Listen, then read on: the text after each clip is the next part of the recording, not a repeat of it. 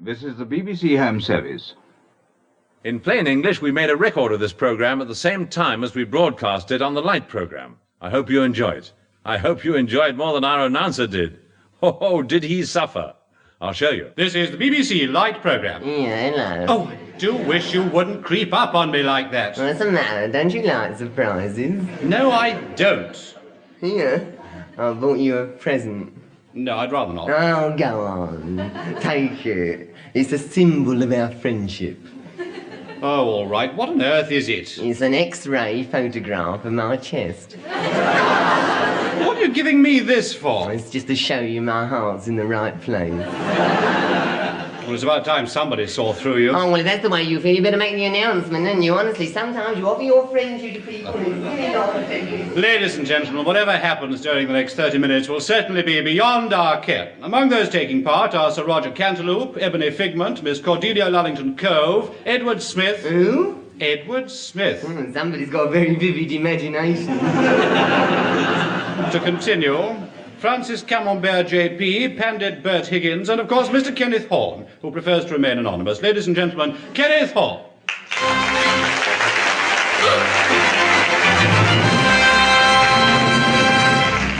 Hello, good evening, and first of all, here's a special message to all New Zealand cricketers. Don't cast a clout till May is out.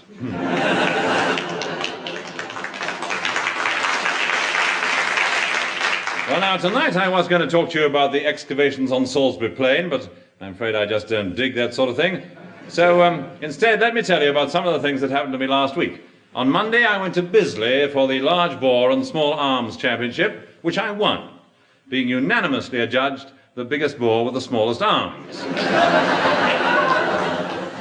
On Tuesday, I was going to Stoke Newington, but somebody had already stoked him. So I stayed at home and washed my hair. As usual, I gave it a shampoo. I couldn't get a real poo. And I set it with the new miracle spray marketed by Max Rubinley. Well, now I know their slogan is accurate when it says, "It comes out a treat." However, I put it back with a new preparation called Stick a Hair On, so all was well in the end. Or the sides, anyhow. However, Thursday was really a momentous day. I remember it was a glorious morning, and I decided to have my breakfast in the garden.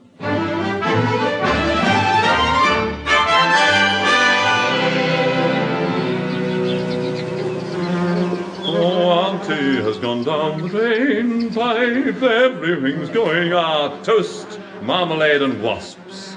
How pleasant it is breakfasting out in the open air. I've always felt that communing with nature does something to a man. Oh, Prudence! Oh, Lord, good gracious, sir, whatever's the matter? I think I've been stung on the ear by a wasp. Oh, dear, sir, which one? I don't know, all these wasps look alike to me. Come now, sir, let's have a look. Oh, there's nothing here, sir. Must have been a blue bottle. Anyway, I don't know why you can't have your breakfast like any other decent, respectable person, in bed. Well, I like it out here, Prudence, just sitting back listening to the droning of the lazy bees as they put up that scaffolding over there.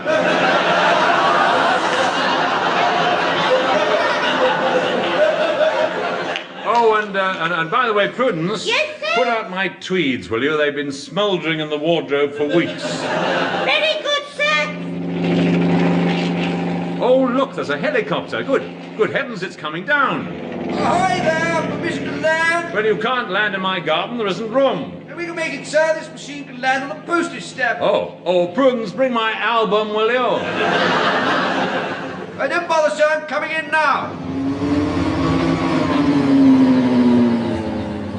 Oh, jolly well done, sir. You've taken the top off my boiled egg. Well, now, what can I do for you? Allow me to introduce myself, Captain Marshbanks of the Whirlybird, sir. Air ferry service. Well, fancy that. There's a ferry at the bottom of my garden.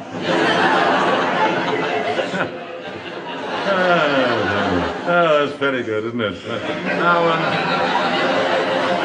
what do you want? Well, sir, it's like this, you see. I'm looking for an sir. An urn? Yes, sir, an urn. An urn. Well, Well, you won't find one here at this time of the morning. Oh, I don't know, sir. We have a saying in the service, the whirly bird catches the erm.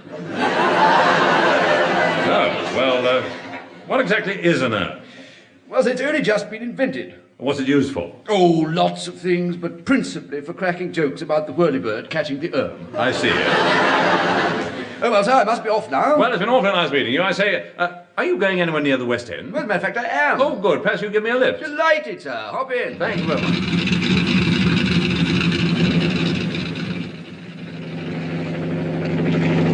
Over the West End now, sir. Oh, fine. Oh, look, there it is. That's the flat down there. Oh, a friend of yours, sir? Yes. Oh, I'm afraid there's nowhere to land. Well, never mind. I'll jump. Well, cheerio, and thanks for the lift.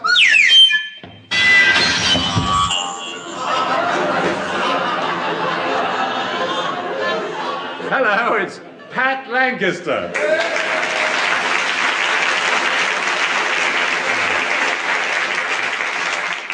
Ken, what are you doing? Well, nothing. I just happened to be passing, so I thought I'd drop in. Well, you startled me. I was just rehearsing my song for the show. Well, what a coincidence. Perhaps you'd like to sing it for me now. I hope it's about me again. What's it called? It's a wonderful thing to be loved. Oh. It's a wonderful thing to be loved. To be loved by the one that you love.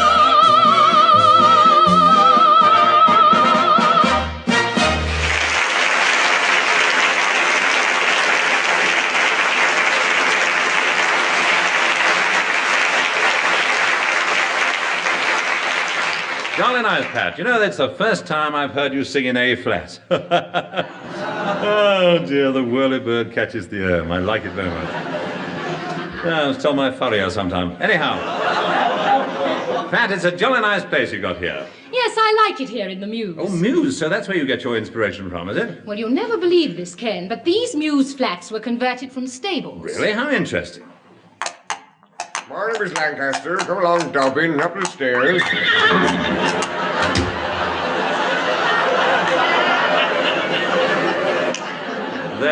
They weren't very well converted, were they? Oh, I've got used to it by now. Especially old Dobbin. He's harmless enough. Except that he hates the sight of spurs. Probably a Chelsea supporter.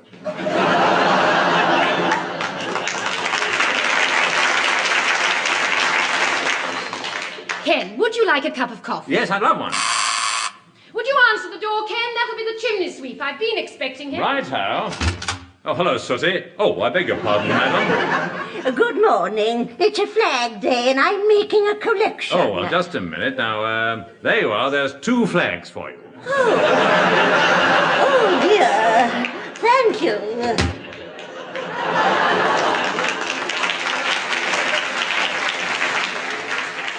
Was that the sweep, Ken?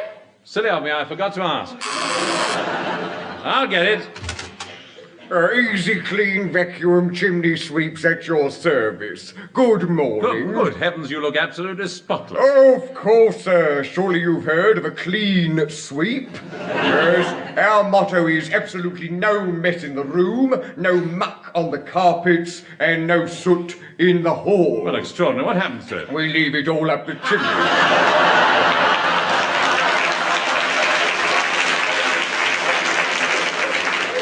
I see. Well, now, how's business? Well, sir, things have been pretty black just lately. But I'm happy to say the business is looking up.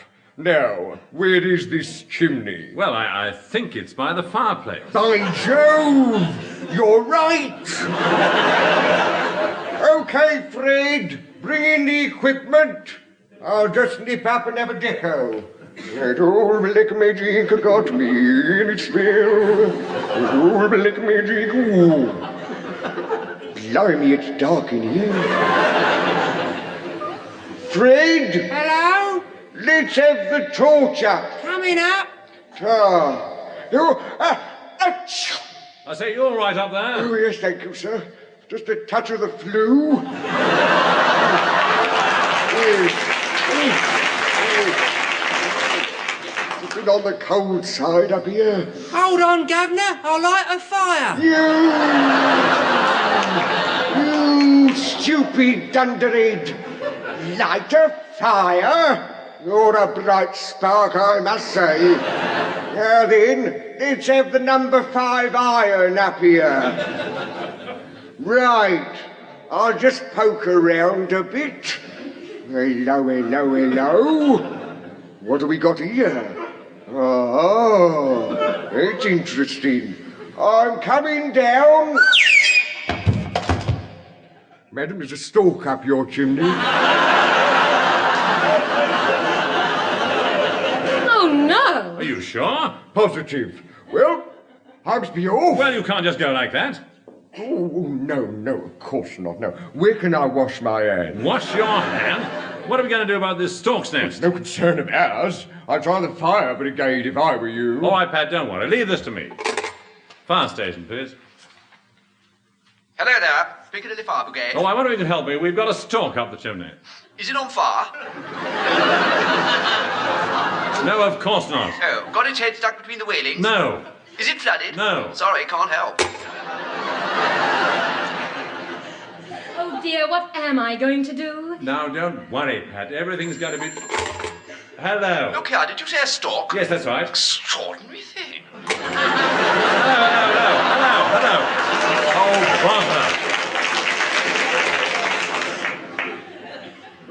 Well, I'll be off now, madam. Thanks for the use of the bathroom.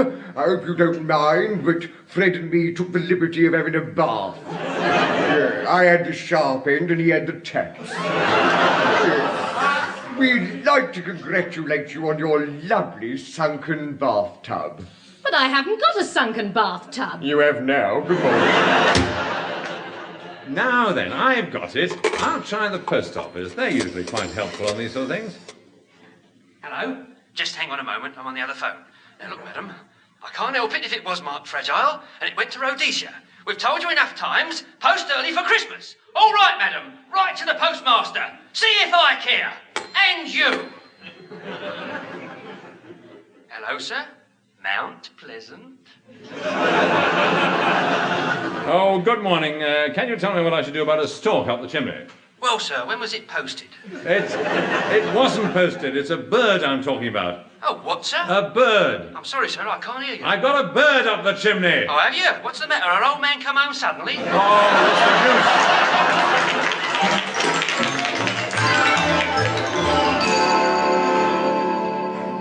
Well, we've tried almost everybody now. The police, the water board, Peter Scott. Never mind. Perhaps the League of Feathered Friends will send someone round. They seemed interested. Yes, they did. So I'm going to have one last try. Hello, electricity board. Hello. Hang on a minute, sir. I'll just switch this thing off. Oh, that's better. You'll have to hurry up, sir. I've got half London blacked out. Right now, well, it's to do with a stork up the chimney. AC or DC? I'm afraid I don't know it's sex. You haven't actually seen it. Yeah, whatever induced you to phone up the electricity board about a stork up the chimney? Well, I don't know, really. I suppose it was, well, it gave us a bit of a shock, I suppose. Anyway, can you help? No, I'm afraid I can't, sir. Not if you're going to crack jokes like that. I'm as much in the dark here as you are. Oh, that reminds me.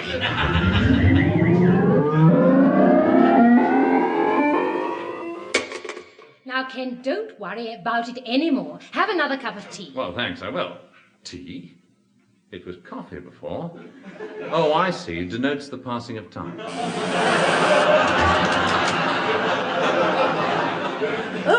Oh, good afternoon. I'm from the League of Feathered Friends. The name is Ethel Crow. Just a coincidence. Well now, a little bird told me that you've got a stork up your chimney. Well, I just had to come, so I suppose you might say the stork brought me.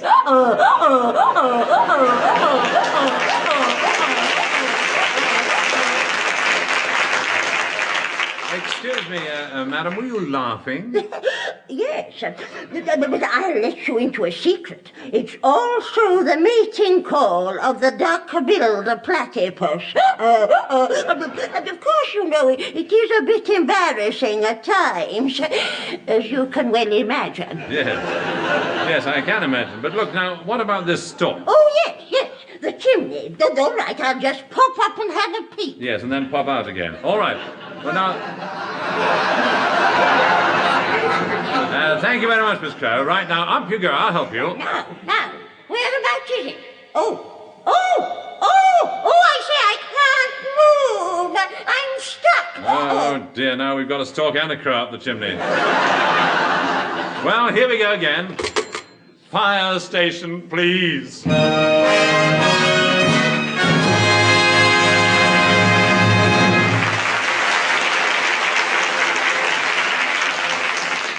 Well, we got it sorted out in the end. Eventually, a representative from the zoo came round and removed them both.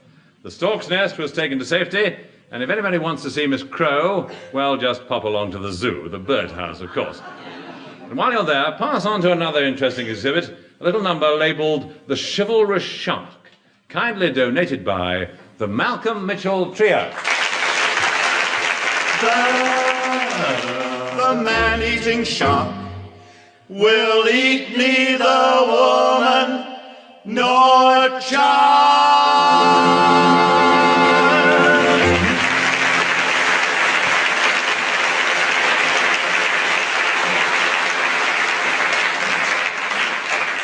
And now we come to the special Kenneth Horne documentary feature, Hornorama.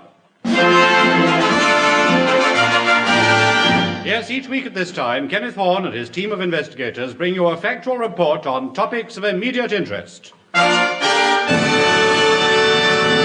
And tonight, we present a close-up on sport. Does it interfere with smoking and drinking?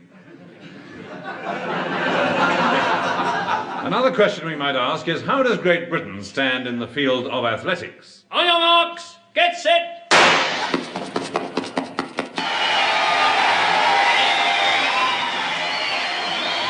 And that's another victory for Australia. Hetherington, where on earth have you been? The others finished ages ago. It was such a lovely day, I decided to walk. However, we are not without our successes.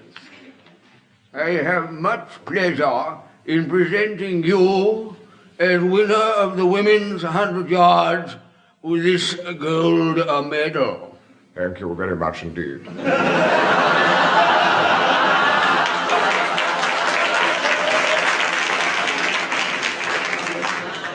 So much for athletics. Now let's turn to the noble art of boxing, one of the many sports that has increased in popularity since more time has been devoted to it on television.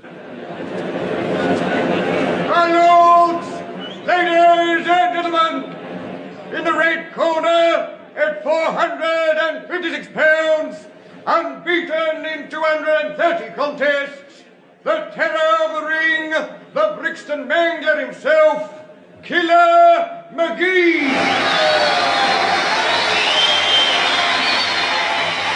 And in the green corner, no one.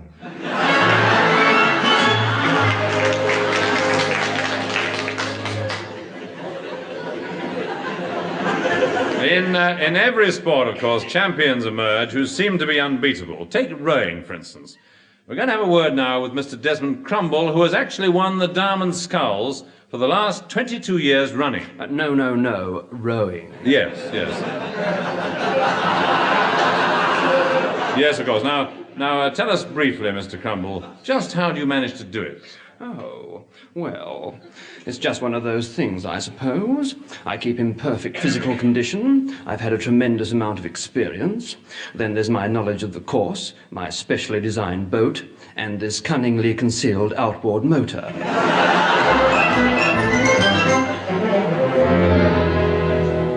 Football. Every year when the new season starts, interest centres around the star players for whom the clubs have often paid substantial transfer fees. Such a player is Ambrose Jaeger of Chocolate Athletic. Oh dear. He is in fact their new soft centre forward. And Jaeger has got the ball now. He's trapped it beautifully, and he's fairly streaking down the left wing. He passes one man and another, and a lovely slow to the right to stick him in the penalty area. He's got a wonderful chance now. The goalkeeper comes out, but it's too late. Jaeger shoots, and it's a goal!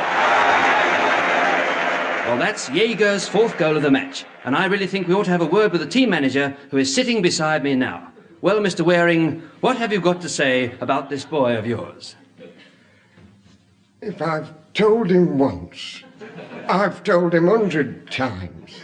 We change ends at half time.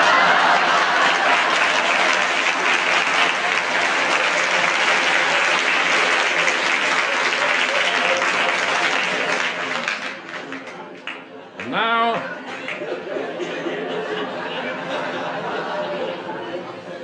oh dear, it's the soft centre forward I like so much.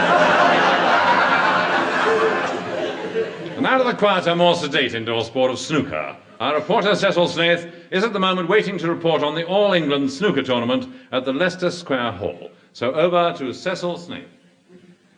I'm sitting here now in the hushed atmosphere of this tense contest, and away in the distance I can see a myriad of multicoloured snooker balls delicately framed against the vast green expanse of the table. All around me are grouped well-known snooker players. In fact, there are queues everywhere. And at this point, the champion, Joe Briggs, seems to be rather undecided about his next shot.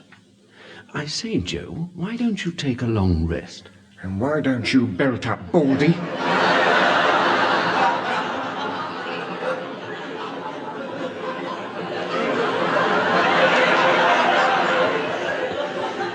Oh. Well, he seems to have made up his mind now. Yes, he's going to attempt a very difficult shot, and to get a better view of this, I'll just lean over the table. Yes, if he brings this off, it certainly will be a remarkable stroke, and here he goes. Ooh! This is Cecil Snaith from the top right-hand pocket, returning you to the studio.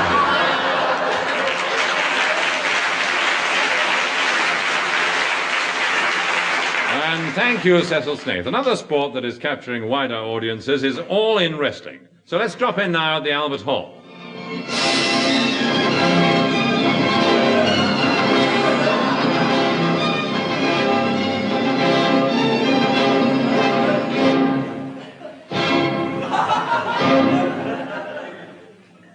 Oh, I'm sorry, wrong night.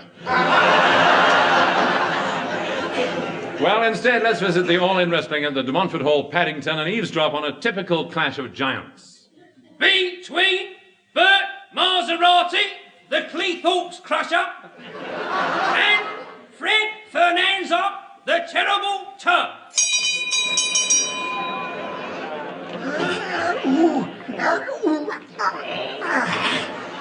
Hello, Bert. Hello, Fred. How's the wife? Lovely, thank you. How are your nippers getting on? They're fine. Growing all the time, of course. Yeah, we haven't been on the bill together for a long time, have we? No, we haven't. Yeah, I'm not hurting you, am I? No, of course not. That was just one for the crowd. Here, tried any good locks lately? Yes. Remember my half Nelson interlocking vice grip? Yes. Got a new twist on it. Have you? Come on then, show us. All right. Oh, so that's how it is it? Well, two can play at that game.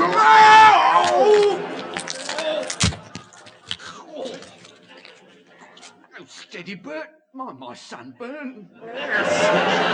Oh, you'd forgotten that one, hadn't you? Yeah, remember this one?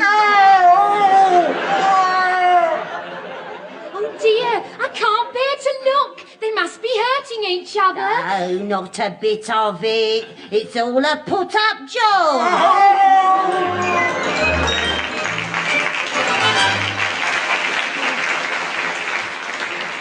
Now we pass on to another traditional sport, for what could be more British than hunting and shooting? Now, first is shooting. Yes, to some people, there's nothing more exhilarating than a day at their favourite shooting lodge. I say, Carstairs, is my husband back yet?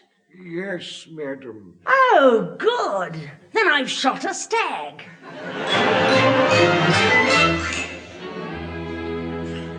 And finally, hunting. Yikes, Rodney. Tally ho, Charles. As it was terribly good of you to invite me to my very first hunt. Not at all, my dear Charles. It's a pleasure. But tell me something. Anything, Rodney, what? Charles, why are you dressed like that? Well, you told me I should wear a red coat. Yes, but I didn't say anything about a white beard and a sack of toys.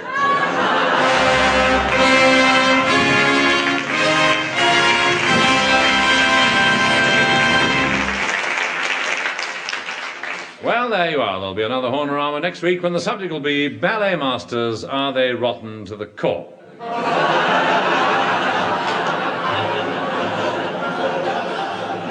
Also, in next week's programme, we'll be giving you an excerpt from the new film starring Gina Lollobrigida and Sophia Loren, which is called The Elsie and Doris Waters Story.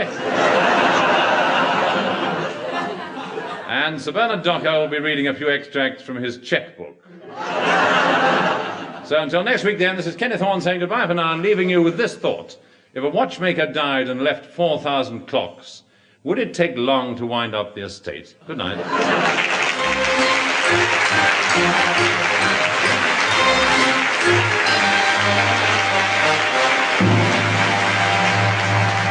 You have either been listening to or have just missed Beyond Our Ken, a sort of recorded radio show which gave employment to Kenneth Horne and also to Kenneth Williams, Hugh Paddick, Betty Marsden, Ron Moody, Patricia Lancaster, the Malcolm Mitchell Trio, and the BBC Variety Orchestra conducted by Paul Fennelly. The script, believe it or not, was written, and letters of complaint should be sent to Eric Merriman and Barry Took. However, the onus must inevitably fall on our producer, Jakes Brown.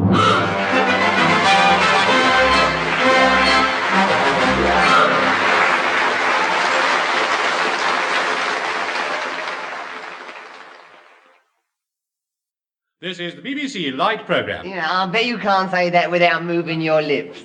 Why on earth should I? Because it's clever. Haven't you ever heard those ventriloquists? They do it all the time. Go on, have a go. No, I don't want to. Oh, go on, don't be bashful. There's nobody listening. No.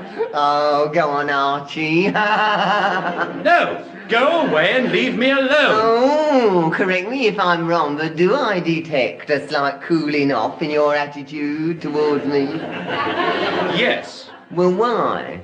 Well, if you must know, I find you uncouth, ill-mannered, coarse, brash, unkempt, shabby, vulgar, and amongst my intellectual circle of friends you would appear an oaf, a bore, and a lout. Oh, well, as long as it's nothing personal. Well, go on then, announce the programme. Thank you very much. I mean, I Well, think sure, you're in fact, uncouth, finish. and I think You don't you're mind if I unloud. carry My on. friends, my friends, I should... Ladies and gentlemen, whatever happens during the next 30 minutes will certainly be beyond our ken. Among those taking part are Bombardier Suppersley Pidmarsh, Lady Angela Tipton Thorker, Gunga Jones, Detective Inspector Simon Chudd, Vernon Cravat, the Marchioness of Sidcup, and, of course, Mr. Kenneth Horne, who prefers to remain anonymous. Ladies and gentlemen, Kenneth Horne.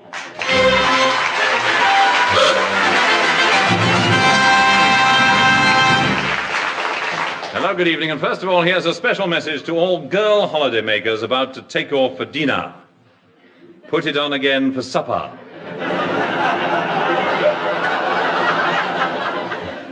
Well, now, tonight I was going to tell you some jokes about taxidermists, but it was really just a lot of stuff and nonsense. So instead, let me tell you some of the things that happened to me last week. On Monday, I did a spot of riding in Hyde Park. Well, actually, I go quite regularly to Rotten Row. In fact, that's how it got its name. But it wasn't a very successful day because after I'd fallen twice into a pool of muddy water, everybody else kept pointing out my filthy habits. On Wednesday, I was taken to see Cheddar Gorge, but unfortunately, by the time I got there, he'd finished. But later, I popped into my club where my dining companion was one of the newer members, a completely new chap, actually. I didn't know him from Adam, except, of course, he was dressed rather differently. What an extraordinary fellow. At first, I couldn't understand why he had pins, needles, and nails stuck all over him, until we were introduced, and then I found out he was a steel magnet. Oh, dear, filthy habits. I like that. Well, now, Thursday. Oh, yes, Thursday. Bessie had gone away for a few days, and that evening I decided to throw a party. I don't remember much about it, but I do know that on Friday morning I woke up with a terrible head. It was mine. Oh,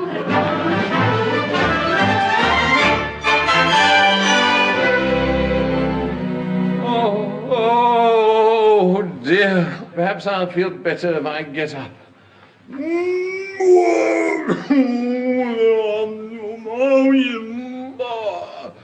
Oh, well, that's got my head off the pillow. Now, what shall I wear today? Something quiet, I think. I know, my tweeds with the BBC pattern. Very small checks. I suppose they're in the wardrobe here. Good heavens. Oh, hello, Mr. Horne. Yeah, I hope you don't mind me spending the night in your wardrobe, but, well, it did get rather late and the last train had gone, so, well, I just sort of hung around in here. Anyway, I must be off now, but thanks for a lovely party. Bye. Bye. Funny, I don't remember inviting Dame Edith Evans. Oh, well, I'll just get dressed and go downstairs.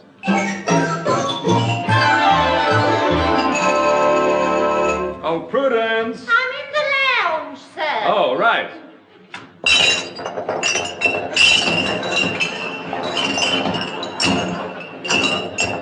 Good gracious, we must have had a good time. Oh, I should think you did, sir. Just look at this. Ash all over the carpet, crisps in the piano, gherkins in the grandfather clock. Look what I found in the vacuum cleaner. Morning, Horne. Well, if it isn't Dunkley Faversham. Oh, you mean Dunkley Faversham, the author? That's right, madam. The one who wrote that book, Step Clear, My Lovely. Yes? Oh, do you know, my friends will never believe me when I tell them I picked up Dunkley Faversham this morning. You and your vacuum cleaner, lady driver. Honestly, Horne, there was I having 40 winks under the chaise long when along comes this lady in her infernal machine and whiz, bang, doing, and I was bagged. Just like some beastly pheasant. Better than being debagged, wasn't it, Dunkley, eh? Never mind. Tell me, what's it like in a vacuum cleaner? Oh, not so dusty. Spiffing party, wasn't it? By the way, who was that charming girl I spent the evening with? Dunkley, that was your wife. Wife? Oh, so that's how she carries on with strange men, is it? By the way, where is she? Well, she must be around here somewhere. Thalia! Thalia! Where are you, Thalia? Oh, I say, Dunkley, look, there she is. Thalia, whatever are you doing on the chandelier? I don't know. I must have gone out like a light. Come down this minute. All right. Oh. Well, perhaps she'll be a bit more level-headed now, and... and talking of heads, Oh, serve you right, Horne. You know, you were going it a bit over at the sideboard. Well, how do you mean? Well, the last time I saw you, you were twiddling the knobs on the drawers, glaring into the mirror and muttering, "This is the worst programme I've seen yet." Oh. Well, I was having a bit of trouble with the vertical hold. Oh. From where I was standing, you were having a bit of trouble holding yourself vertical. Well, come along, Thalia. We must be off now. Oh, my goodness, I just remembered. I left the car running. Does it matter? Yes, it's running down Kensington High Street. Yeah. Oh, my head! Now, look here, sir. I've got the very thing for you. There, you just drink this. What is it? Vodka and tomato juice. Now, go on, drink it up. All right, here we go.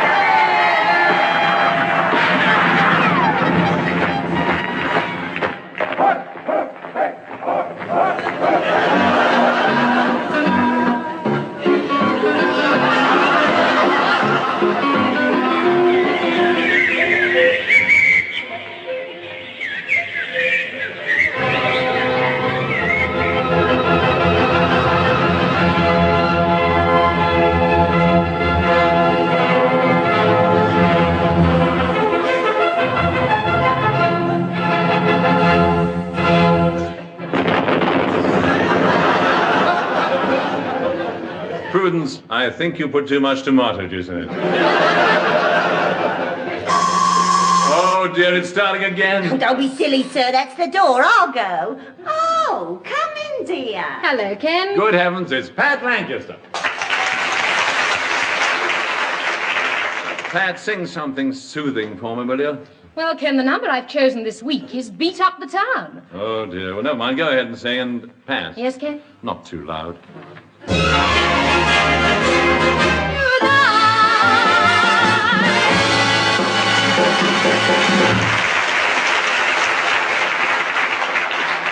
Jolly nice, Pat. I feel much better now, and thanks for calling. Bye-bye.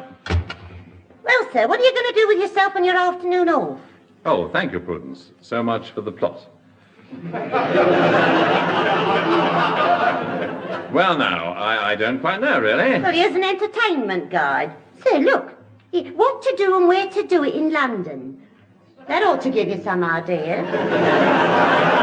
Yes, thanks, Prudence, it does. But just the same, I'll browse through it. Now, let's see. Exhibitions. The Ideal Girl exhibition.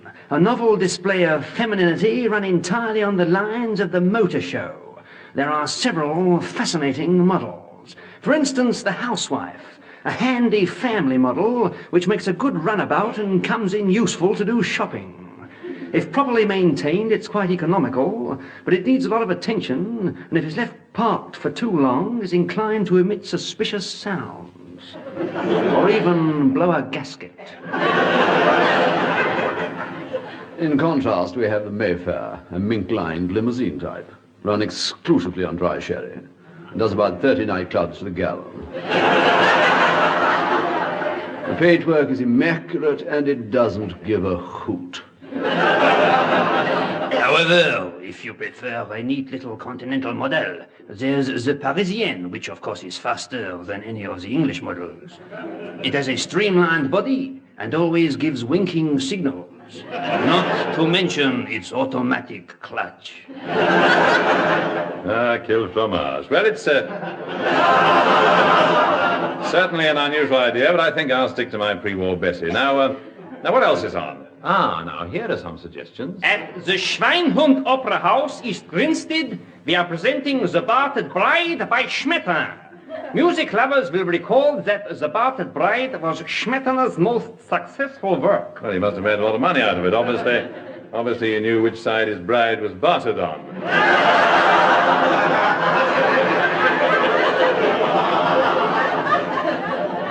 No jokes, please. Films. For the real cinema lover, why not try the picture drone? In Half Dark.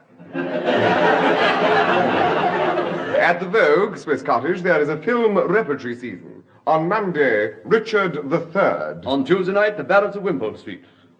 On Wednesday, Richard III. On Thursday, The Ballads of Wimpole Street. And on Friday, it is Gala night, when we shall present... Richard III meets The Ballads of Wimpole. Well, there's nothing so far that appeals to me. Can't you make up your mind, sir? No, Prudence, I don't know what to do this afternoon. Really, I don't. I just feel like going somewhere where it's quiet and dark and there's not too many people. Oh. Well, so why not go to the theatre? That's a good idea. I'll do a matinee. Now, let's see what's on. Lady Chatterley's Lover, A Simple Tale of Country Folk. Oh, bother, it's closed for the Harvest Festival. I didn't notice. Now, this is more my cup of tea. Tessie O'Shea, Peggy Mount, and Hattie Jakes in Little Women. I've decided, Prudence, I'm going to the Parthenon. But, sir, what about your lunch? Oh, yes. Now, what am I going to do about my lunch? I got it. Paul?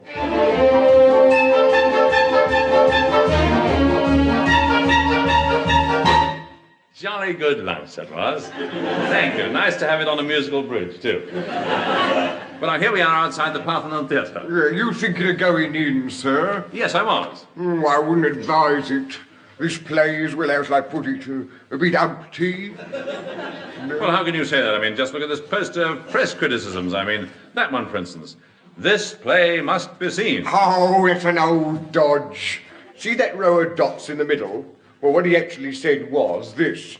This play must be the worst thing ever to have been put on. To be believed, it has to be seen. Oh, I see, yes. See?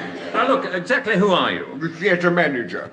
What, you mean to say you stand out here running the play down, turning people away, and you're the manager of the theatre? Oh, no, not this one. The one next door.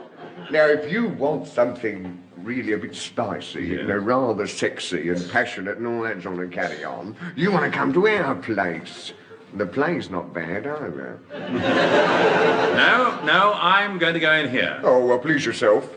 Hope you enjoy it. Thank you. Oh, good afternoon, miss. I'll have a box, please. Certainly, sir. Through the door, sir. Right. To think that I would have done had I known what I know now.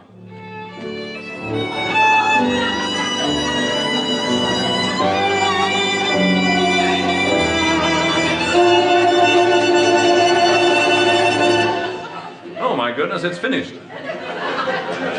We would like to thank you for being a wonderful audience. And so, on behalf of my fellow players and myself, I would like to say thank you, madam. Author! We know you are, madam.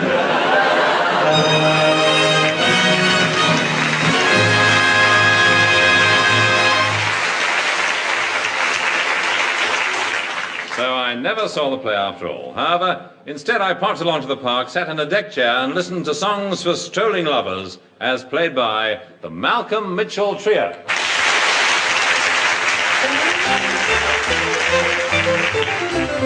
I love my Bonnie blue gown.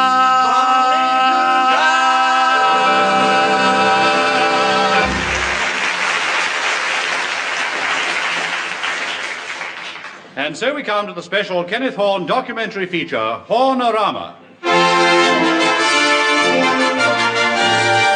Yes, each week at this time, Kenneth Horne and his team of investigators bring you a factual report on topics of immediate interest.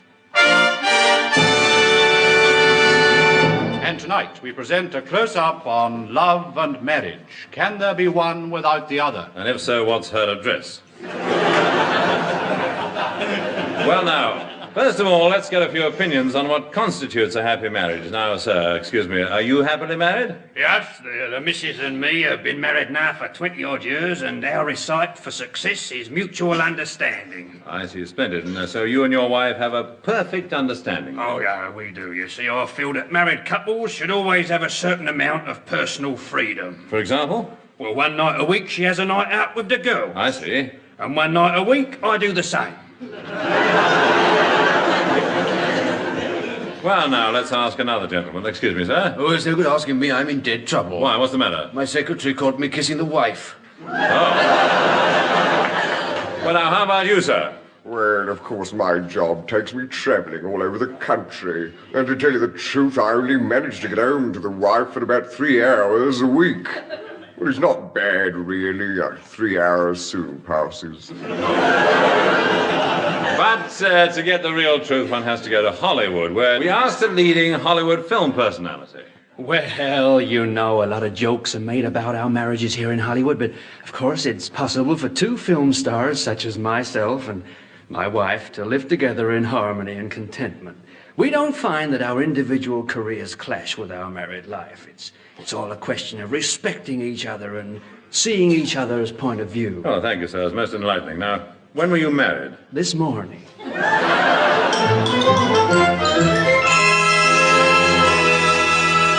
Of course, marriage can sometimes go astray, particularly when the other woman appears on the scene. Take, for instance, this case. Do you know what he's done, Edie? He's been and gone and run off with another woman. Oh, well, Brenda, if I was you, I'd do something about it. Oh, well, that's just what I'm going to do. I'm getting on right now to that detective agency. You rang, madam? Yes. Hello. Detective agency? That is correct. The Pinkerton Poirot Sherlock Drummond Detective Agency. At your service. Count Moriarty speaking. Oh, good. Now listen. My husband has gone away with another woman. I want you to put your best man on the job, and I want them followed day and night, wherever they go. Very good, madam. And then? And then I want a full report on what she sees in him.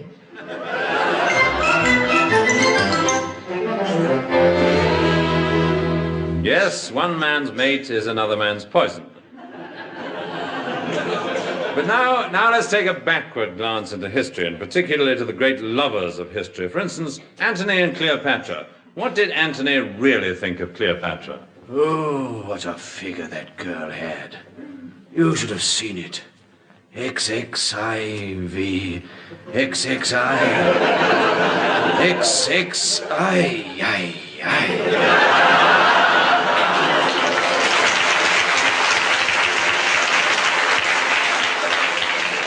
And what did Cleopatra think of Antony? Well, let's face it, he's no Marlon Brando, is he? Now let's turn to Henry VIII, who, as we all know, had 6 wives. Anne Boleyn. Off with her head. Catherine of Aragon. Off with her head. Anne of Cleves. Off with her head. And thus was born the expression, chopping and changing. Oh dear, it's quite funny, but completely inaccurate. It doesn't matter. However, let us pass swiftly on to another pair of famous lovers, Napoleon and Josephine. Oh, Napoleon, you started me coming in like that. Josephine, what are these men's boots doing in your bedroom? Oh, these? They're Wellingtons.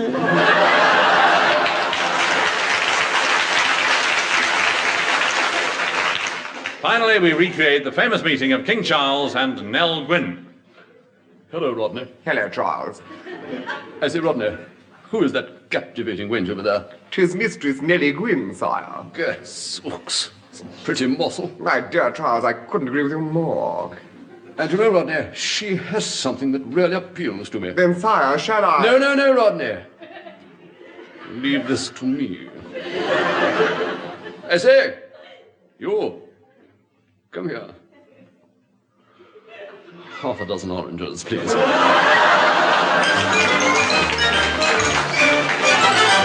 Well, so much for history. Now let's come right up to date. And what could be more up to date than the Marriage Bureau, a modern, efficient method of selection where you can choose your life partner from a card index. Our reporter, Cecil Snaith, is waiting now at a well-known marriage bureau in Kingston-on-Thames. So over to Cecil Snaith. And here I am at the Self-Service Marriage Bureau, and I might describe this place as a sort of mail-order house. Yes, here a woman can pick herself a husband to her own specifications, and I am told by the principal that many successful matches have been made here. Well, of course, we're hoping to have a word with one of the typical inquiries, and yes, there's a lady coming in now. She's rather older than the usual applicant. Grey-haired, rather genteel. In fact, she rather reminds me of... Oh, Granny! And with that, we return you to the studio. Thank you, Cecil Snaith. Well, of course, we can't hope to cover every aspect of such a controversial subject as marriage, but in the continual search for the key to true happiness, one important factor emerges. It is indeed the little things that count, and above all else, a woman demands that her husband should notice her. Hello, darling. Oh, dear, I've had such a trying day at the office. J.B. was in one of his moods again. I say, Caroline, what's for dinner? Reggie, haven't you noticed anything different about me? Oh? No, don't tell me. Let me guess. I know, you've had your hair done. No. You've bought a new dress. No. Your nails. They're a different colour. Oh, no. Oh, well, I give up. What is it? I've grown a moustache.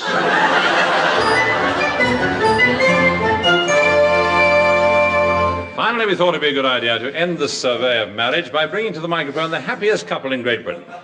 Well, now then, Mr. and Mrs. Stipley, tell us all about yourself. We've been happily married now for about 60 years, haven't we, Felicity? That's right, Ken Bruce. 60 years, 2 months and 4 days. And in all that time, we've never had a cross word, have we, darling? No, never. Yes, that's right. Never had a cross word. Well, that really is remarkable. Thank you. No, wait a minute. We've got to be honest about this. We did have a tiny little tiff once. But that was a long time Yes, ago. way back in 1914 it was. 1950. No, 1940. Ambrose, dear, you've made a mistake. Felicity? Yes? Such a gob. Oh, dear, don't you use that dirty soldier's language to me, Ambrose Stipley. Talk to you anywhere I want to, you old buffoon. Oh, so I'm a buffoon, am I? Now I can see the sort of man you really are. I'll tell you something else too. Your brother's an old buffoon as well, him and his snuff. Oh, that does it, Ambrose Stipley. I'm going home to Mother. Good riddance to... Look, I'm terribly sorry about all this. I never dreamt that anything like this... Don't you worry yourself, young man. These things happen after all. It's only a lover's quarrel. Felicity, I didn't mean to call you a buffoon, and I do like snuff. Ah, now that's better. Come back, you old faggot. Yes.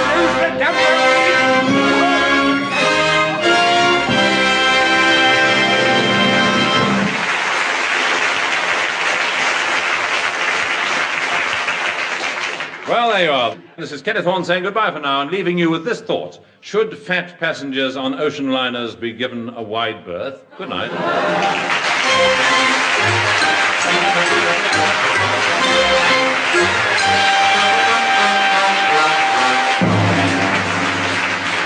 You have either been listening to or have just missed Beyond Our Ken, a sort of recorded radio show which gave employment to Kenneth Horne and also to Kenneth Williams, Hugh Paddick, Betty Marsden, Ron Moody, Patricia Lancaster, the Malcolm Mitchell Trio, and the BBC Variety Orchestra, conducted by Paul Fennerley. The script, believe it or not, was written, and letters of complaint should be sent to Eric Merriman and Barry Took. However, the onus must inevitably fall on our producer, Jakes Brown.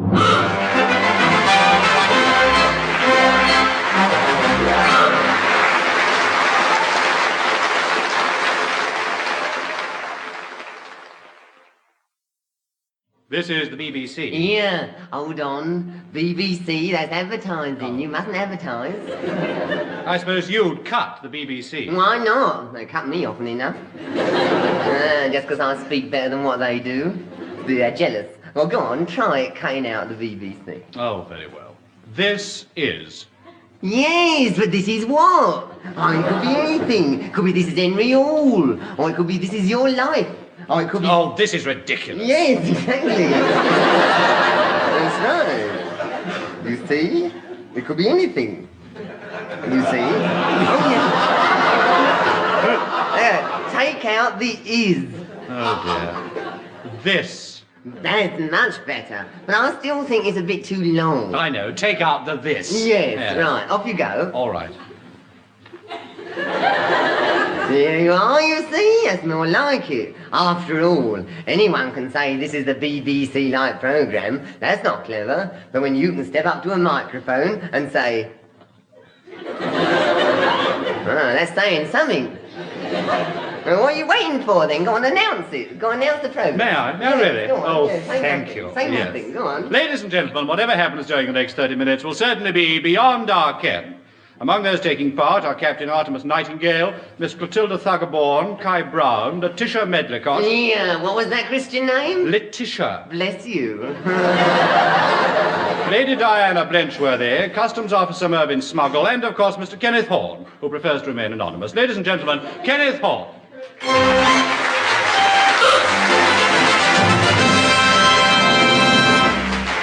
Hello, good evening. And first of all, here's a special message to all our listeners of long standing. Sit down.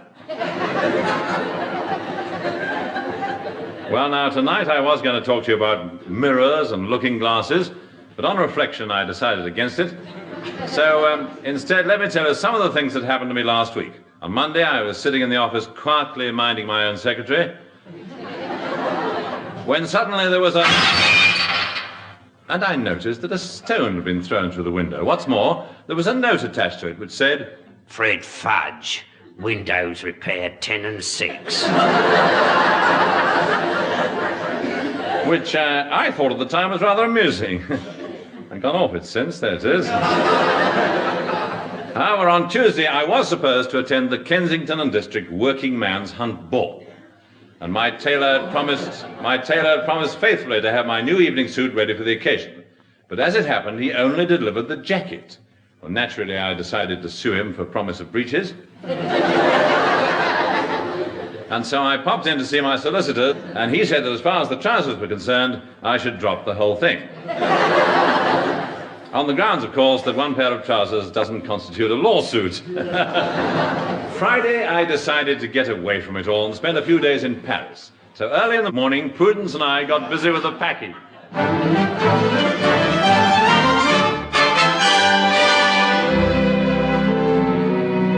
There we are, sir. Oh, I do envy you, sir. Going to all them lovely French places. The Pig Alley, the Champs Useless. And you know, that famous historical place where they signed the treaty. You know, the Palace of Varieties. Oh, yes, yes. Well, cheerio, sir. Have a good time. Thank you, Prudence. I'll send you a postcard. Oh, sir. Oh, Prudence. Yes, sir? Pas un mot à Bessie de ça. Oui. Yes, well,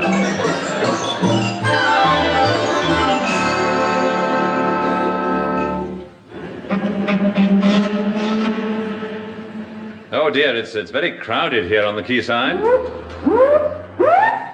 Oh, I'm terribly sorry, sir. It was my umbrella.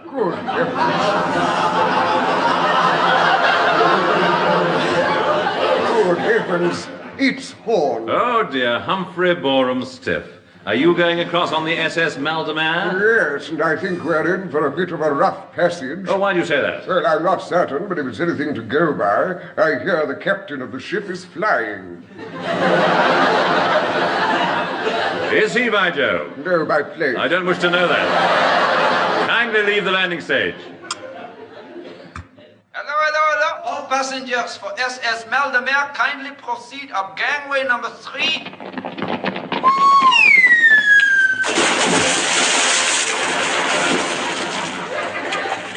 Hello. Oh, silly me. I mean gangway number 2.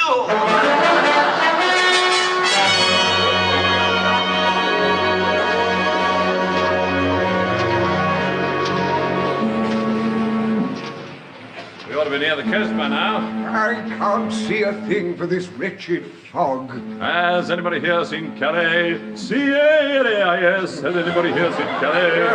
Oh, the fog's clearing. There it is. Oh, Calais, yes. Hello.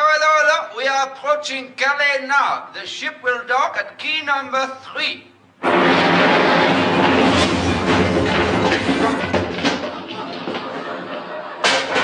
Hello. Silly me, I've done it again.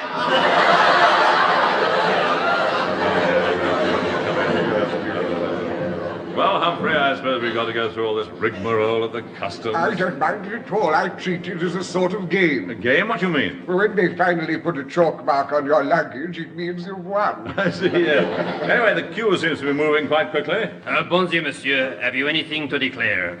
Nothing. Then put your case up here on the table. Oh, very well.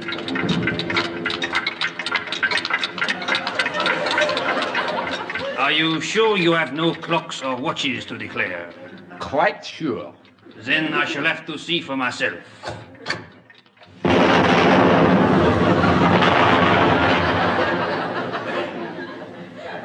My apologies, monsieur.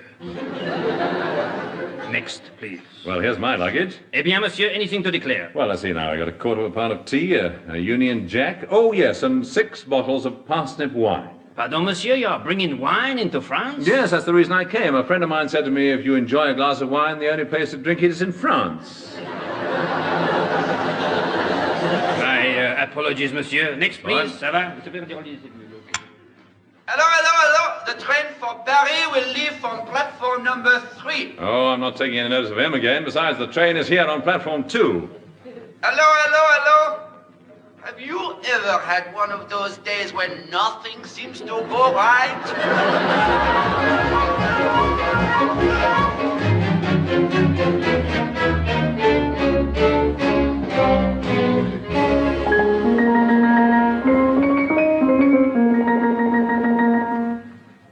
touch the buffers, did it? Paris at last. I can't wait to try out my French on someone. Oh, look, there's a rather très jolie mademoiselle looking into that shop window. Excusez-moi, mademoiselle, she was just wondering... Why, Ken! Sacre bleu, it's Pat Lancaster.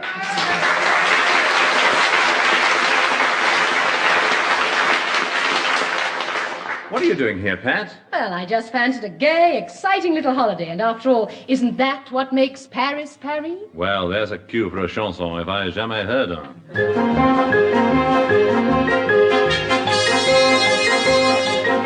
From your hotel, the view is swell, but here's the rub, there is no tub. You'll wash with perfume and agree. That's what makes Paris, Paris. Paris is home to me.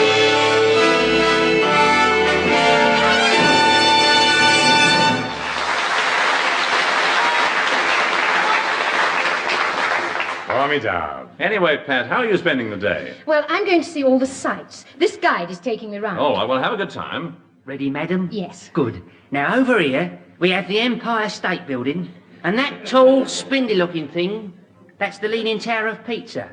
So if you'll just come with me up Oxford Street. Well, I think I'll find my own way about Paris. I say, would you like a guide? Good heavens, it's a guide, mistress. I just thought, well, after all, I've got all the troop over here. Yes. Well, we're having a jamboree. Ah, here come the girls now.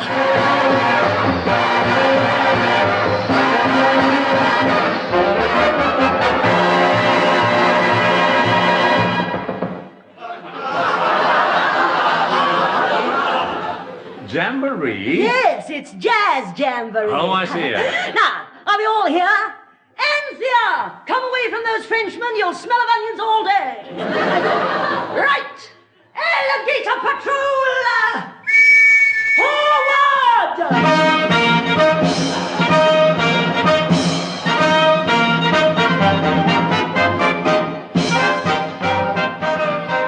See you later, alligators. Now, where am I going to stay? I'll just ask this passing Frenchman if he can recommend a good hotel. Now, there's my phrase book. Now, then. Guten Tag, mein Herr. Ich habe nicht ein Platz und der Zeitung hast nicht verkommen. Pardon, monsieur, what does that mean? It means I brought the wrong phrase book with me. However, I wonder if you could recommend a good hotel. Certainly, monsieur. Try the Hôtel Magnifique. It is, how you say, very discreet. Oh, how do you mean? Even the manager's name is Smith. Is it? I see. Well, now, how much is it going to cost me? Oh, about 80,000 francs a day. 80,000 francs. How much is that in English money? 2 and 7 pence. Yeah. Well, that's reasonable enough. And many thanks, monsieur. As a token of my esteem, I'd like you to have this. Ah, merci bien, monsieur. I have always wanted a German phrase book. Au revoir. Well, now, that takes care of the hotel problem. Now, where shall I go first? Oh, I know, the Latin Quarter. I better pop in and get a Latin phrase book.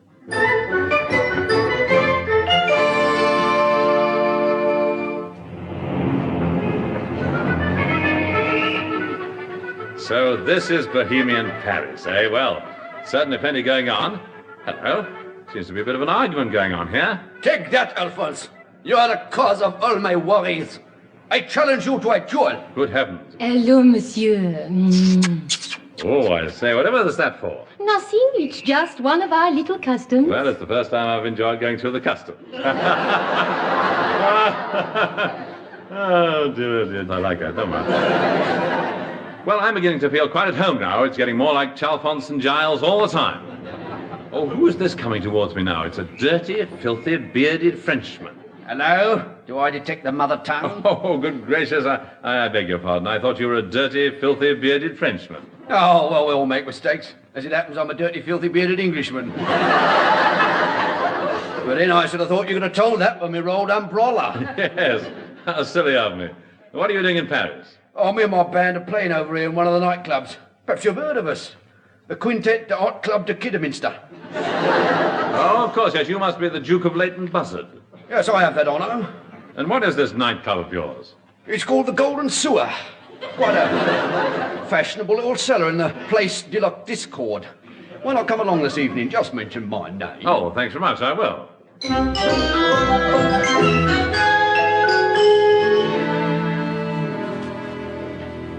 Ah, here it is. Hello? The Duke of Leighton Buzzard sent me. Oh, come in, sir. Any friend of old Jangle Box is a friend of ours. Good gracious, this is a proper sink of iniquity. Maybe, but just look at some of those dishes in the sink. Well, just sit down and make yourself at home. I'll send the waiter over. Thank you. Wait now, monsieur, what can I get for you? I'll have a pot of tea and a plate of buttered crumpets, please. I beg your pardon, monsieur. I said a buttered crumpet. Oh, I'm sorry. Les crumpets au beurre.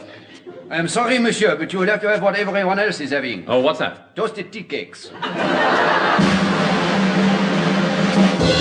Et maintenant, it is cabaret time at the Golden Sewer. Ladies and gentlemen, we present the greatest cabaret artist of all time, Maurice Chandelier. Good evening, ladies and gentlemen. And here's a little song with which I've been associated for many years.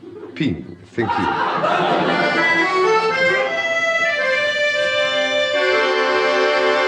Ping, why do my boots go ping? It happens every spring, for that's when my boots go ping. Ping, always my boots go ping. It makes the birdies sing when they hear my boots go ping. As I stroll along the boulevards, my boots go clippin' clippant, accompanied by the voices of les compagnons de la chanson. Ping, why do my boots go ping? It rhymes with everything, and that's why my boots go ping, ping. It's really quite fantastic the way the elastic stretches as I walk along. And whenever I take them off, the ping becomes a pong.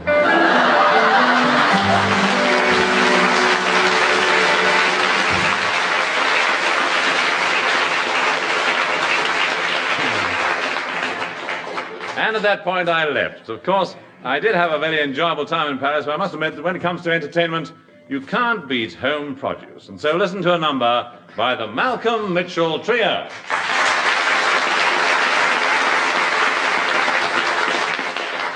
A number which I've always believed to be called Met Corpus in Empêché Tennis and Bacon Fromage, but which Malcolm says is really Marching Through Georgia.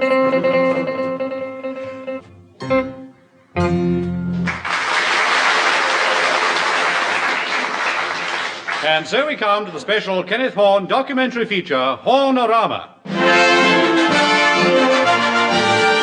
Yes, each week at this time, Kenneth Horne and his team of investigators bring you a factual report on topics of immediate interest.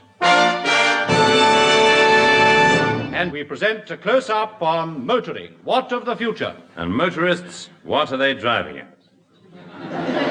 Now, first of all, here are some statistics. A new law has been passed which states that every car traveling over 60 miles an hour must have a driver.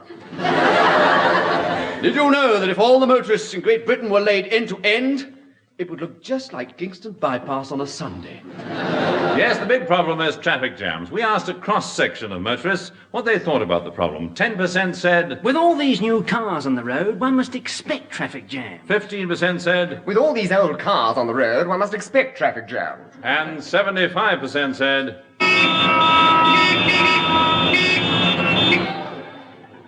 well, that was a very cross-section, really. However, it is unfortunately a fact that only a small proportion of motorists can really be called safe drivers. Not at all. I'm a safe driver. Well, congratulations. You must be very happy. Not really. There's no fun in driving a safe.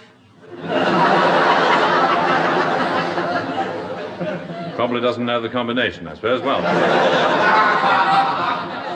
a great aid to road safety is, of course, the driving test. And standing beside me now is a typical candidate, Miss Angela Tipton Thorker. Now, tell me, Miss Thorker, have you ever been tested before? No, lots of times. but never in a motor car. I see. Well, I expect you're looking forward to this test. Oh, yes, rather. You see, I've got a dog license, a radio license, and a television license. And now I only need this one to complete the set. Yes, she's forgotten the license to sell tobacco, hasn't she? Never mind. Thank you, Miss Talker, and good luck to you. Now then, many unfair things, you know, are said about lady drivers, and they're not true. Honestly, they're not. Sometimes these lady drivers are quite skillful. After all, it isn't easier to get a car into a garage sideways. Now, let's ask a motorist his opinion of the modern car. It is no good asking me, it's just burst. Burst? Yes, it's a bubble car. Well, now, what are the motor car manufacturers planning for us next? Here's an expert on the subject, Mr. Patrick J. Flaherty. Flaherty. I suppose, sir, it's a common sight for you to see thousands of new cars rolling off the assembly lines. That is that. And that's the trouble. We're trying to keep them on the assembly line.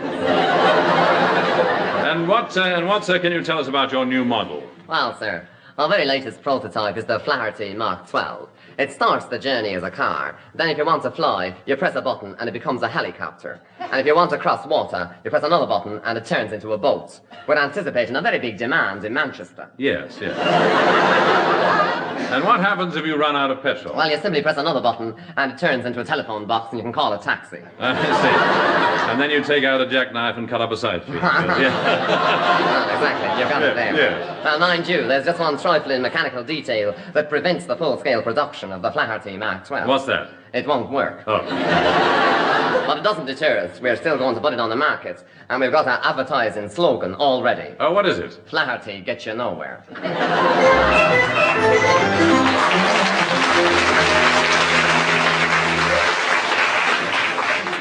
Flaherty gets you nowhere. Drives you up the wall, doesn't it? There. Well, motoring is a fascinating subject, and wherever men get together, you can be sure the talk will be of cars. For there's nothing like the thrill and joy of showing off your new car to a close friend. Well, old man, what do you think of it? First grade was a splendid little car. You must be very proud of it. Oh, I am. Terribly. What do you think of the color scheme? Well, I just adore the yellow bodywork. Yes. It is rather unusual. And the red mudguards. They're simply heavenly. Well, thank you very much for the little ride. I must be off now. All right, old man. Goodbye, Noddy. Goodbye, big ears.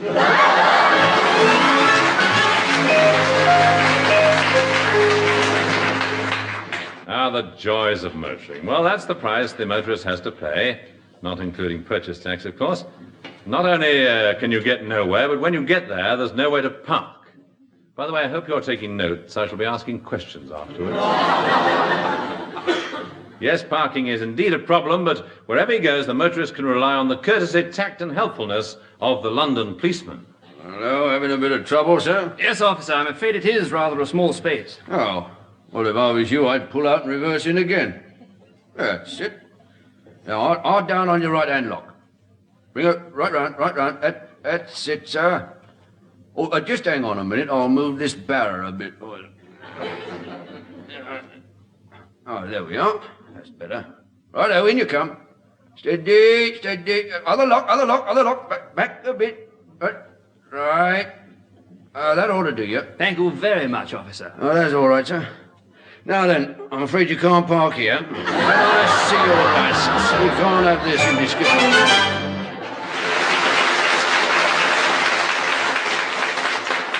Well, that's how it is. I can remember the time when the only difficult thing about parking was getting a girl to agree to it, but there we go. Still, let's turn now to driving on the continent. Every year, thousands of English motorists venture abroad with their cars, where they had to be prepared to face the excitable and often bad-tempered foreign drivers. Felicity! Yes, Andrew? Isn't it pretty here? Get out of it, you road dog! Reckless fools! He was in rather a hurry, wasn't he, Andrew? Oh, they make me sick. No courtesy at all. Oh, look out, here comes another one. Je te she on about? Oh, a foreign idiot. Oh, they're just about the worst drivers you've ever seen. They shouldn't be allowed out. Ambrose. Yes, Felicity. Shouldn't we be driving on the right-hand side?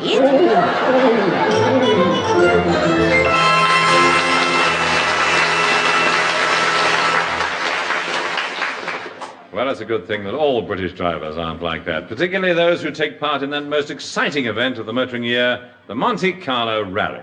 So over now to our commentator, Cecil Snaith in France.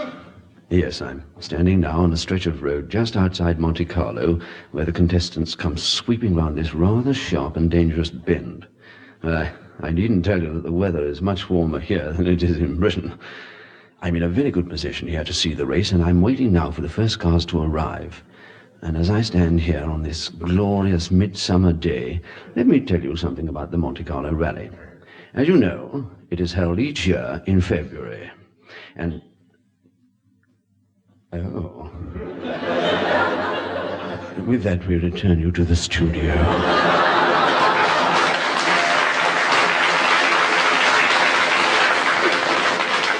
Thank you, Cecil Snaith. And now, to end this survey of motoring, here's a special word of advice to all motorists who happen to be driving in London at this very minute.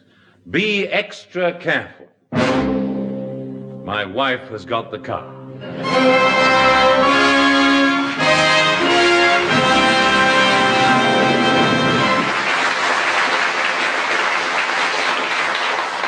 And so I shall have to borrow Kenneth Williams' car and drive myself to distraction, I think. There we go. This is Kenneth Horne saying goodbye for now and leaving you with this thought. Is a depressed Dutchman cheesed off? Good night.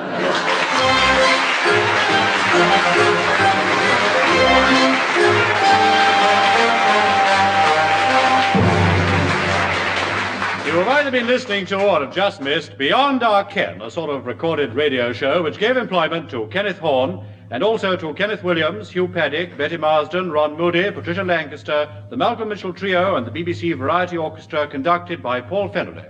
The script, believe it or not, was written, and letters of complaint should be sent to Eric Merriman and Barry Took. However, the onus must inevitably fall on our producer, Jakes Brown.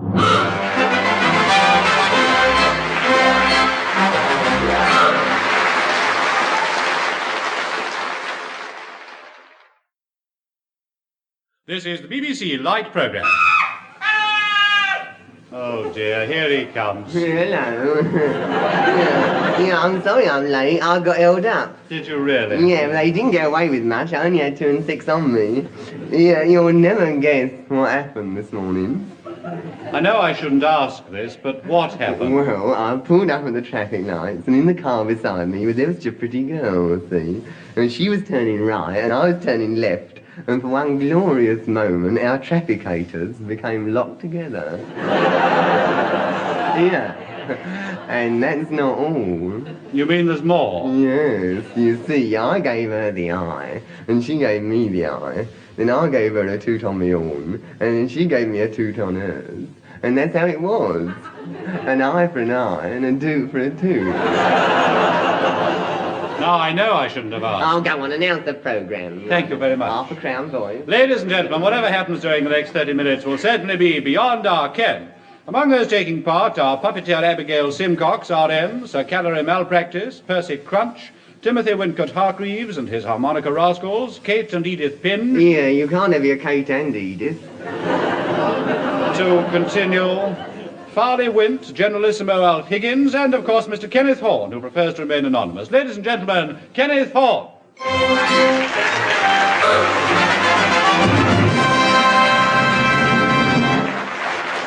Hello, good evening. And first of all, here's a special message for all our more seriously minded listeners.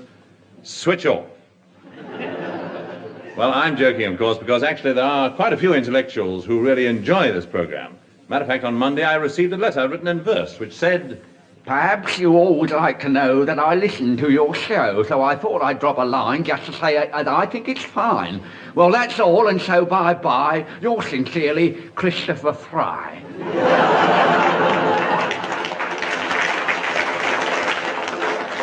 Yes. Now, on Tuesday I took delivery of my new car and caravan. You know, a caravan is essential in London these days. It gives you somewhere to live while you're looking for somewhere to park. On Wednesday, I was going to Bray, but I would have felt a bit of an ass. So instead, I popped along to the Bakers and Confectioners exhibition, sort of flower show, I suppose you would call it. I myself made a speech to the assembled bakers, and quite unintentionally, I took the rise out of their bread. So it wasn't surprising that at the end of my speech, they all got together and toasted me. Felt a bit browned off about it, but there it was. However, on Wednesday, I spent the day browsing through the latest addition to my do-it-yourself library. Very interesting book called What to Do When Dining Out with Titled Friends, and its companion volume, How to Dispose of Monogrammed Cutlery. Thursday was a day I'd been dreading for ages. I had to go to the dentist, and I don't know if you're like me, but I usually need an injection to make an appointment. Anyhow, I went along in the morning.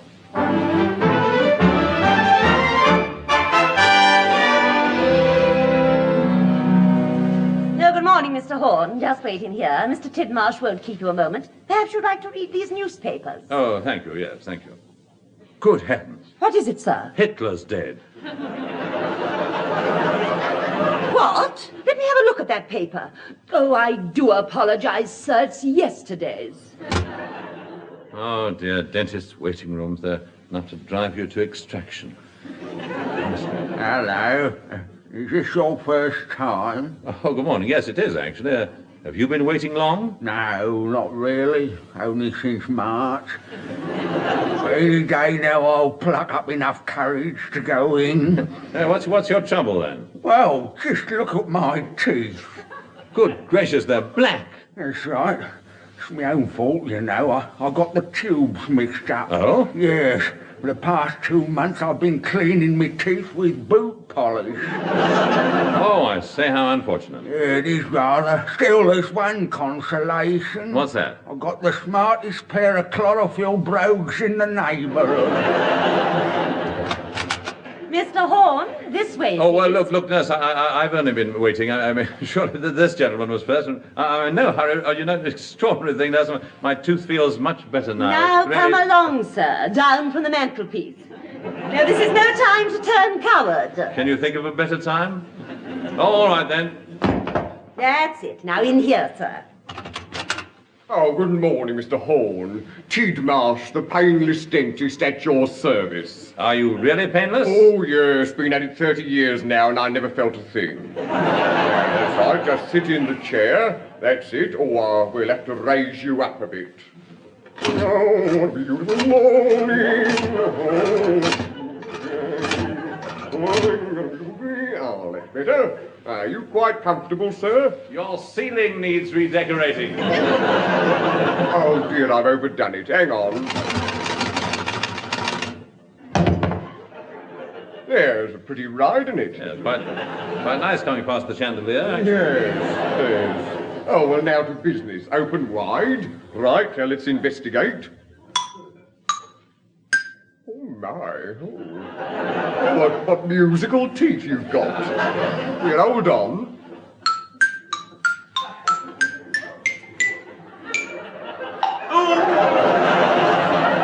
Hello, that one's a bit out of tune. We'll have to have that out for a start. Oh, I trust you've got the most up-to-date dental equipment. Oh, yes, best equipped surgery in London. Good. Nurse? Yes, Mr. Tidmarsh? Bring me a ball, a string, and a doorknob. Oh, dear, this is preposterous. You call this modern equipment? Well, sir, it's a contemporary doorknob. I mean, you can't have it always. Look, I think I'll just have it filled. Oh, please yourself. Righto, just relax. Have a rinse. It'll do your hair the world of good. I'll just get things organised. Fred? Hello. You finished that hole in the road? Yeah. Let's have a bottle of your drill then. Oh, Fred. Yeah? Mix us a bit of cement, would you? Got a filling to do. Now then, sir. Hello, he's gone. Oh, some funny people about. Well, let's see who's next. Mr. Potter, 6 extractions gas. Nurse? Yes, Mr. Tidmarsh? Put a shilling in the meter.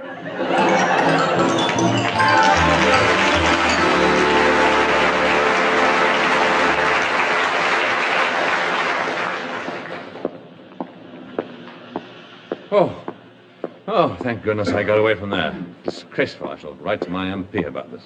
Contemporary doorknob. I've never... Oh, I'm terribly sorry, madam. I just wasn't... Good heavens. It's Pat Lancaster. Fancy bumping into you like this. Hello, Ken. I was just coming round to see you about my number for the show. Well, I've just been to the dentist. Anyway, what's the number? Oh, show me. Oh, yes, there's one little whack here, you see. Oh, I see what you mean. The number's called Show Me. How does it go? Well, I'd sing it for you now, only we haven't got the variety orchestra. Well, I think I know where we can find them. In here. Well, fancy that. They're all in here. Yes, 32 in a bar.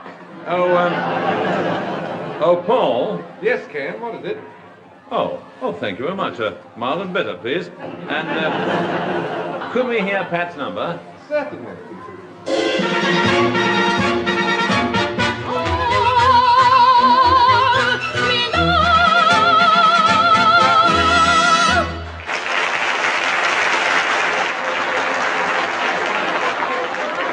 Jolly nice, Pat.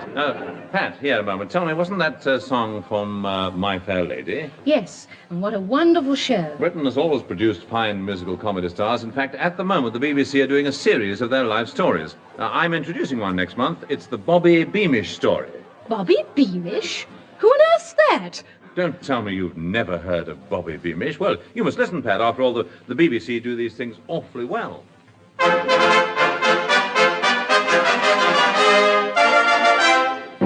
The Bobby Beamish story.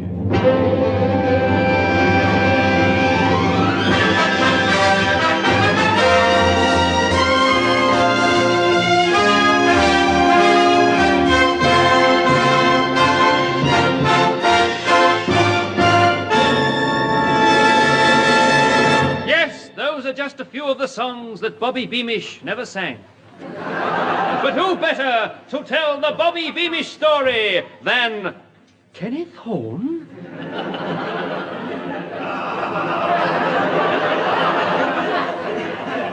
Thank you. Well, you know, over the years, the theatre has been very kind to Bobby Beamish, which is surprising when you consider what Bobby Beamish has done to the theatre. Do you remember this song? We'll go driving through life together, yes, it's all part of nature's plan. Just you and me, and baby makes three in our bread delivery van.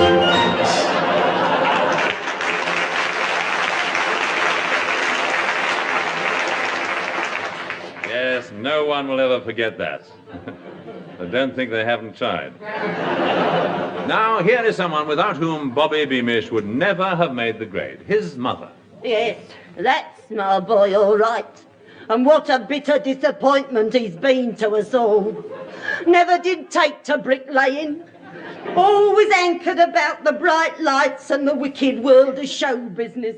I've never dared to tell any of our friends the truth. All these years I've been living a lie. Well, what do you mean? We've had to tell everyone he's in prison.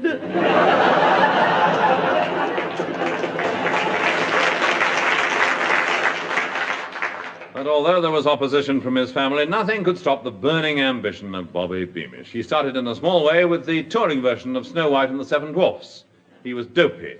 But even so, he stood head and shoulders above the rest. He was also 6'2", actually. And playing Snow White in that show was none other than Vinnie Matthews. Oh, yes. Little Bobby Beamish. What a lovely artist. Always immaculate. Never missed a performance. Hard-working, loyal, and loved by all of us. What a terrible loss to show business. But Bobby Beamish is still alive. Is he? Well, what are you doing his life story for? You should be doing mine. I've done more than he'll ever do. He never was very good anyway. I remember one time, I could tell you some things about him. He never got an infection like you.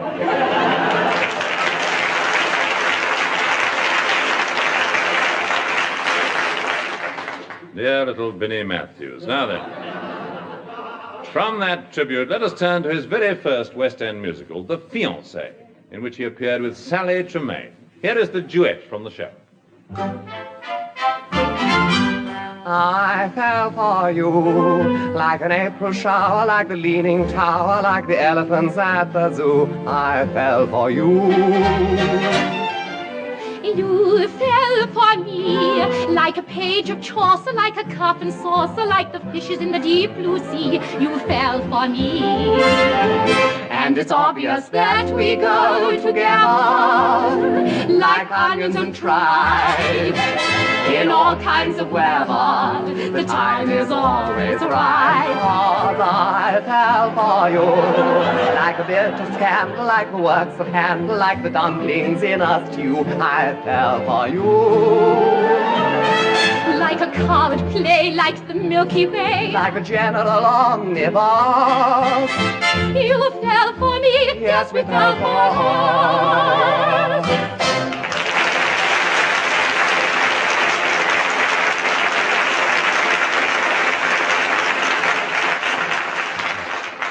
Well, Bobby? Ah, yes.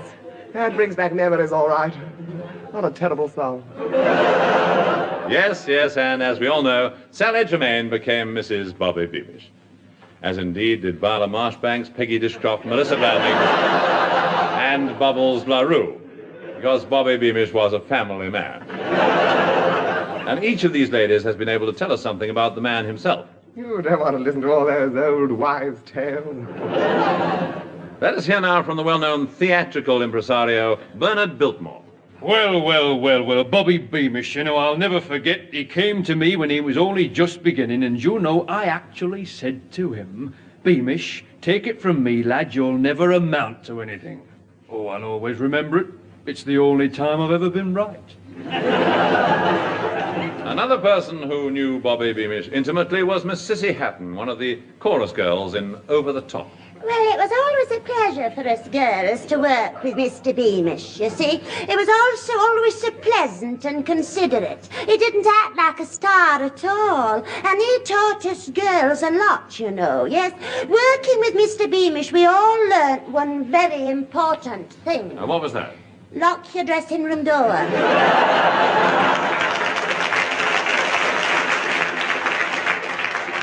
Yes, gradually we can piece together something of the life of Bobby Beamish, and the whole pattern falls into place. Now, here are some tributes from some of the great names in show business. Trevor Howard. Thank you. I would like to take this opportunity of saying what a great man Bobby Beamish is, but I don't think I could make it sound convincing.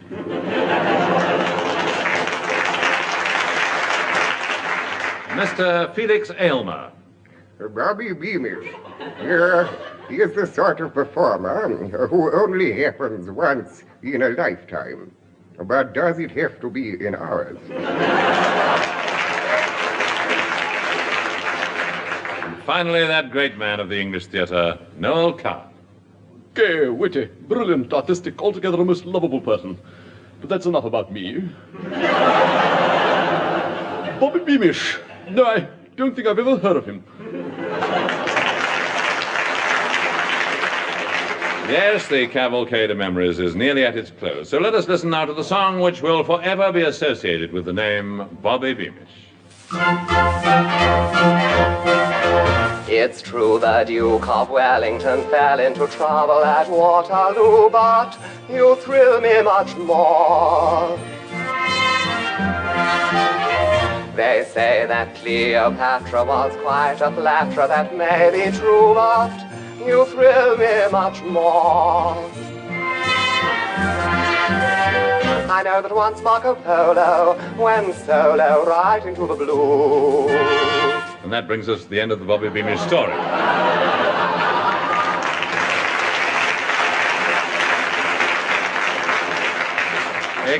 Except for one last tribute, and perhaps the greatest tribute that can be paid to anyone in the theatre.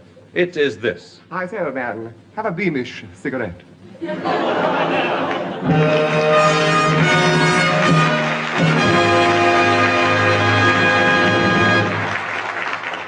So much for Bobby Beamish. Now let's turn to another exciting episode in our musical serial. This chapter is called Cherry Ripe, and it's all part of the story of the Malcolm Mitchell Trio.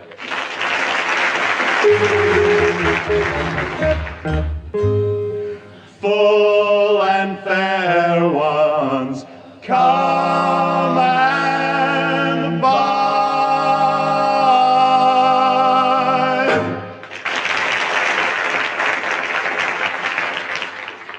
And so to the Kenneth Horne documentary feature, Hornorama. Yes, each week at this time, Kenneth Horne and his team of investigators bring you a factual report on topics of immediate interest. And tonight we present a close-up on advertising. Does it fill a long-felt want? And if not, how long is the felt that is wanted? Well, now, first of all, what does the BBC think about advertising? We asked a cross-section of executives, and 10% said... Well, of course, the whole idea of advertising on the BBC is absurd. 15% said... Advertising on the BBC? Never. And 75% said... Don't forget your copy of the Radio Times, on sale Friday, price 4pence.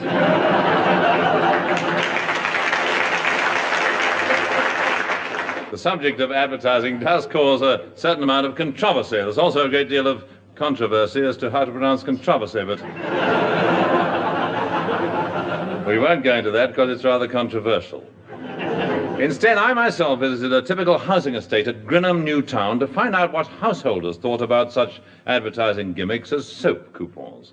My first call was at number 43 Larches Avenue. Oh, good morning, madam. I'm from the BBC. Oh, you poor man. Well, you know, I'm afraid I haven't got any old socks or shoes. No, madam, you misunderstand. I'm inquiring about coupons, bits of paper, you know. Oh, I suppose you want them to stuff inside your shoes to stop the water seeping in. No, madam. It's soap I'm talking about. Yes, you do look a bit grubby. Well, yeah, come in and have a wash. Madam, all I want to know is, do you use soap coupons? Oh, yes, I've tried them all. Oh, good. But if you ask me, they're a swindle, you see. You don't get any lather out of them at all, you know. But I still think this new soap's the best. We always use it. Oh, what's that? Fabulous yellow carbolic. So I tried next door. Yes? That was quick, sir. Yes, the programme's overrunning a bit. We've been asked to speed things up. Oh, I see. Now, sir, tell me, do you use soap coupons? Oh, I most certainly do, especially the ones for Cleanso. They're definitely the best. Last week I got through about 500. You must use a lot of soap. Oh, no, just the coupons. In a bad light, they look just like pound notes.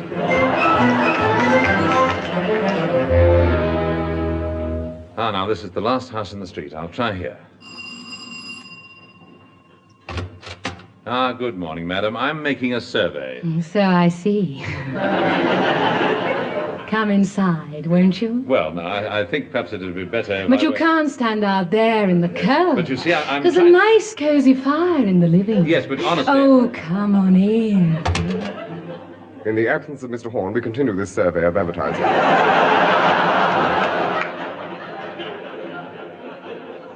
Let us now look at some of the methods of advertising. For instance, skywriting. Standing beside me now is Mr. Claremont Fitch, a pilot. That's right. I takes me plane up and writes words all over the sky. How fascinating. And, tell me, Mr. Fitch, why are you all bandaged up? Oh, that happened last week. You see, I made a mistake in one of my slogans. That's what caused it. Ah, what happened? I went back to cross a T, and it turned out to be a chimney pot. Thank you, Mr. Fitch. And now we turn... It's all right, I'm back. Not a word to Bessie about number 94. Right. Now, another important aspect of the advertising agency is the art section, where they draw those delightful pictures you see in magazines. Yes, we mustn't forget the artists. Hello, Rodney. Hello, Charles. Rodney, it's superb. I'm sure you've captured exactly what the sponsor had in mind. Well, thank you, Charles. Of course, I don't know whether commercial art is really my métier. But of course it is, Rodney. You must never go back to painting portraits. I just adore the way you've got the spirit of those beech trees. Oh, Charles, you're just saying that. No, Rodney, no, I'm not. Well, somebody is.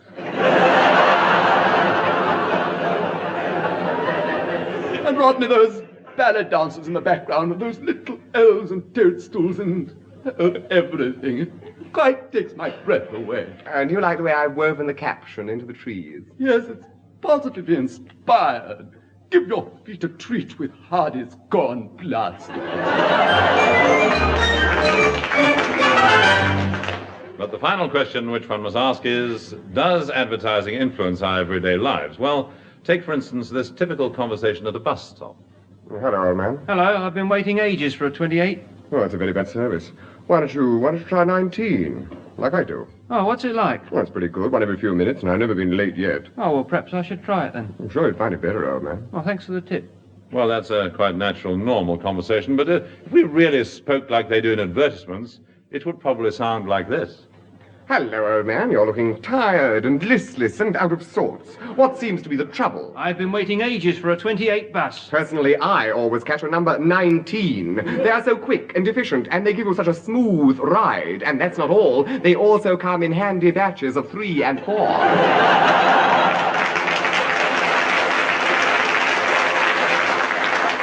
And is it true that only 19s contain 34 passengers inside and 26 on top? Yes, and don't forget the extra 5 standing during rush hours. I really must try a number 19. You'll never regret making the change. Get the number 19 habit. I will, starting today.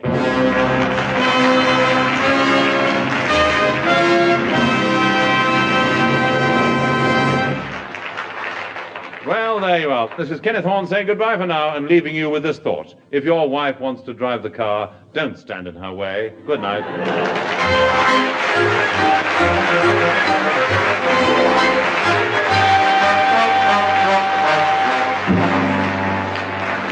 You've either been listening to or have just missed Beyond Our Ken, a sort of recorded radio show which gave employment to Kenneth Horne and also to Kenneth Williams, Hugh Paddick, Betty Marsden, Ron Moody, Patricia Lancaster, the Malcolm Mitchell Trio, and the BBC Variety Orchestra, conducted by Paul Fennerly. The script, believe it or not, was written, and letters of complaint should be sent to Eric Merriman and Barry Took. However, the onus must inevitably fall on our producer, Jake Sprague.